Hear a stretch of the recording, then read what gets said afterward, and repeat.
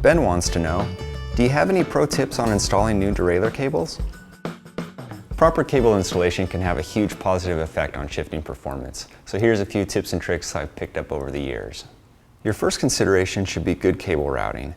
Find a path for the cable that offers the smoothest arc and the fewest number of bends throughout its length. Next, get the housing length right by first installing a housing ferrule at one end. Then test fit the housing on the bike to ensure that it is as short as possible without getting pulled out of place when at the extremes of the cable's movement. A notable exception to this rule is at the rear derailleur. Make this loop nice and long to eliminate the friction generated by tight bends in the cable housing. When cutting your housing to length, make sure your cuts are clean and square. Use a high quality pair of cable cutters to ensure the best cut possible. Now install the inner wire. Use a small diameter awl or a sharpened spoke to flare the ends of the housing and open up the sheath that's inside. Pre-compressing the housing, often referred to as stretching the cables, will help to prevent the cables from going out of adjustment shortly after your first ride.